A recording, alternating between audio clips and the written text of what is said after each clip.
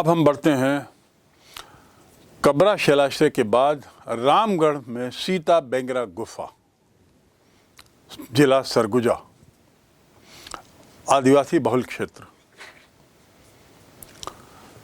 ये छत्तीसगढ़ के सरगुजा जिले में जो रामगढ़ है उसकी पहाड़ियों में स्थित है सीता बेंगरा गुफा।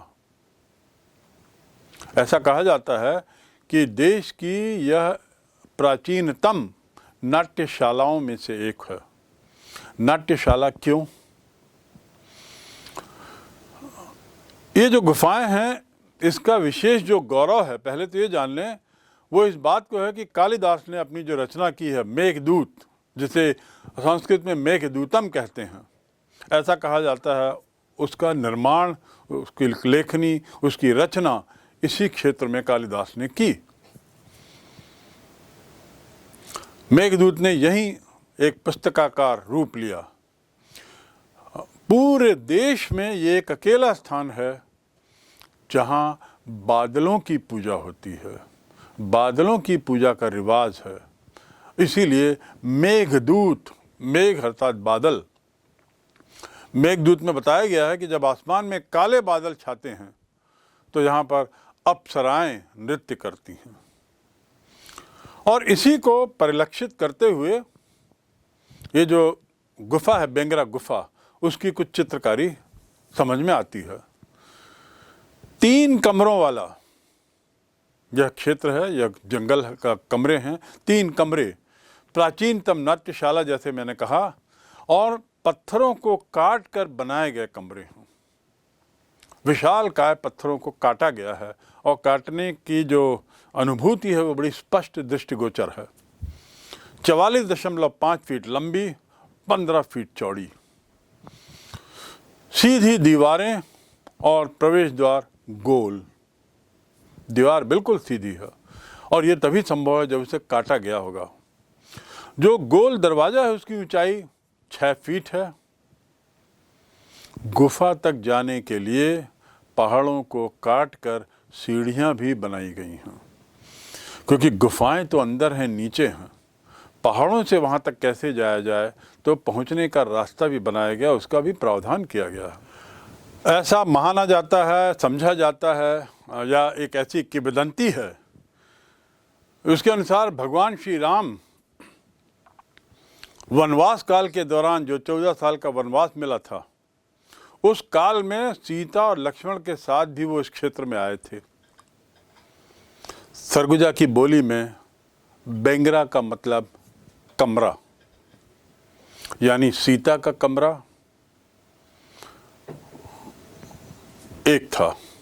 प्रवेश द्वार में छेद भी बनाए गए हैं। तो आप समझ सकते हैं कि इस क्षेत्र का कितना ऐतिहासिक और पौराणिक महत्व है। और किंवदंती ही सही, क्योंकि तत्कालीन इतिहास जो है रामचंद्र जी के काल का, वो सब अब किंवदंतियों में बदल गया है। लेकिन उस किंवदंती से हमारा यह क्षेत्र भी जुड़ा हुआ है, जो हमारे लिए, छत्तीसगढ़ के लोगों के लिए गौरव की बात है। और उसी परिप्रेक्ष्य में राम पथ मार्ग का जो निर्माण हो रहा है और काफ़ी कुछ बन गया है, उसमें छत्तीसगढ़ का एक क्षेत्र भी आता है। भगवान राम के चरण यहाँ पर अंकित हैं। पुरातत्ववेत्ता जो खुदाई का काम करते हैं और उसके अध्ययन का काम करते हैं पुरानी चीज़ों का, उनके अनुसार मिले शिलालेखों से ऐसा लगता है कि सीता बेंगरा गुफा ईस्वी पूर्व से 2री या 3री सदी के पहले की, ईस्वी पूर्व से 2री या 3रे सदी की है। अर्थात यदि हम वर्तमान से उसको देखें तो 2100 अभी और करीब 200-300 और करीब 2500 वर्ष पुरानी गुफाएं हैं ये। तो 25 वर्ष 100 वर्ष पूर्व के मानव निर्मित गुफाओं का अध्ययन अभी चल रहा है। अब ये नाट्यशाला जिसको बोला जा रहा है, देश में इतनी पुरानी और दूसरी नाट्यशाला, पुरानी तो है ही, इतनी पुरानी और नहीं है, और दूसरी नाट्यशाला कहीं नहीं है। यहाँ उस समय क्षेत्रीय शासक जो होते थे वो संभवतः भजन करते होंगे, कीर्तन करते होंगे, नाटक करवाते होंगे। और नाटक की जो अनुभूति है वो संभवतः इसलिए कि जो हॉल की जो गहराई है 44 फीट, 44.5 फीट, उससे ऐसा महसूस होता है कि संभवतः यह नाट्य क्षेत्र रहा होगा। एक सर्वेक्षण हुआ था जिसमें मालूम हुआ कि सरगुजा का जो रामगढ़ है वो न केवल राम के वनवास स्थली से जुड़ा हुआ है उसका संबंध, बल्कि मेघदूतम की रचना भी यहीं हुई और रामगिरी के नाम से जाना गया। कभी कभी कालिदास की रचनाओं के जिक्र के संबंध में हम रामटेक का भी नाम सुनते हैं जो महाराष्ट्र में है वर्तमान में। पर मेघदूतम की यदि बात करें तो उसकी रचना का क्षेत्र यही सरगुजा जिला है। इस प्रकार इतने बड़े बड़े लोगों का आगमन हमारे छत्तीसगढ़ क्षेत्र में हुआ है। ये जो गुफा है बेंगरा गुफा, सीता बेंगरा गुफा, इसके बाहर 2 फीट चौड़ा एक गड्ढा बना हुआ है और ऐसा माना जाता है कि संभवतः यह गड्ढा 2 फीट का था, वह लक्ष्मण रेखा होगी। लक्ष्मण रेखा के बारे में आप अन्यत्र अध्ययन कर सकते हैं यदि वाकिफ ना हो तो लक्ष्मण रेखा के रूप में इसे माना गया। और यहाँ पहाड़ी में राम, लक्ष्मण, सीता और हनुमान की 12वीं 13वीं सदी में बनाई गई मूर्तियाँ हैं, अर्थात वर्तमान से 800 वर्ष पूर्व बनाई गई मूर्तियाँ यहाँ पर हैं। रायगढ़ की पहाड़ी में एक और गुफा है जिसका नाम चंदन गुफा है, क्योंकि यहाँ से चंदन मिट्टी निकलती है और इस चंदन मिट्टी का उपयोग पूजा में, धार्मिक कार्यों में और अन्य अनुष्ठानों में वर्तमान में किया जाता है। सीता बेंगरा गुफा के बाद हम तीसरी गुफा की ओर आते हैं, वह है जोगी मारा। ये जोगी मारा गुफा भी सीता बेंगरा गुफा के पास रायगढ़ में, सरगुजा में ही है।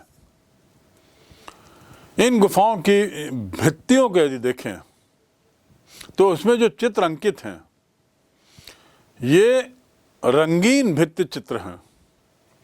अब रंगों का उपयोग यहाँ हम देखते हैं और वह भी ईसा से 300 ईस्वी पूर्व, अर्थात वही 2400-2500 वर्ष पूर्व, आज से, वर्तमान से। रंगों की अनुभूति उनको थी, समझ थी। भले ही वे रंग उस रूप में नहीं दर्शाए गए हों जिस रूप में आज हम उसका उपयोग करते हैं, जैसे प्रकृति को दिखाने के लिए हरे रंग का उपयोग, आसमान को दिखाने के लिए नीले रंग का उपयोग, पानी को दिखाने के लिए नीले रंग का, हल्के नीले रंग का उपयोग, लेकिन रंगों की जानकारी थी। यह स्वयं में एक बहुत रोचक सूचना है। और इसी कारण जोगी मारा गुफा जो है वो छत्तीसगढ़ का एक प्रमुख पर्यटन स्थल बन के उभर रहा है। यहाँ सीता बेंगरा और लक्ष्मण झूला के चित्र बने हुए हैं। आखिर ये सब बनाए क्यों गए, किसने बनाया, क्यों बनाया, यह कौतूहल आज भी बना हुआ है। ऐसा माना जाता है कि ये जो जोगी मारा गुफाएं हैं इसका काल अशोक सम्राट के काल से मिलता जुलता है, तो संभवतः उसने निर्माण कराया होगा। अशोक के द्वारा इन गुफाओं का निर्माण करने की संभावना से इनकार नहीं किया जा सकता, क्योंकि पुरातत्ववेत्ताओं के द्वारा बताए गए इन चित्रों के काल और अशोक के शासन के काल में एक समानता है। ऐसी मान्यता है कि एक देवदासी हुआ करती थी। देवदासी सुतनुका ने इन भित्ति चित्रों का निर्माण कराया। देवदासियां क्या, कौन थी, इसके बारे में आप अन्य जगह स्वयं जानें। बड़ी रोचक जानकारियां देवदासी के बारे में आपको मिलेंगी। प्राचीन काल की वह प्रथा जिसमें राजा के दरबार में या राजा के परिवार के बीच में कुछ नृत्यांगनाएं नर्तकी के रूप में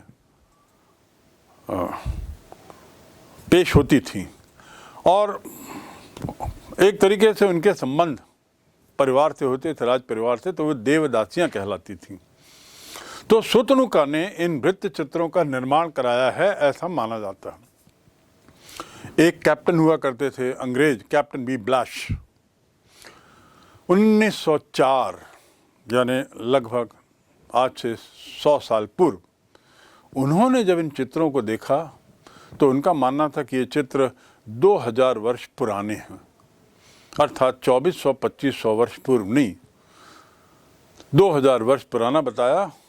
आर.एस. अग्रवाल, भारतीय इतिहासकार, उन्होंने इसे ईसा के 300 वर्ष पूर्व का बताया, अर्थात वही 2500 वर्ष।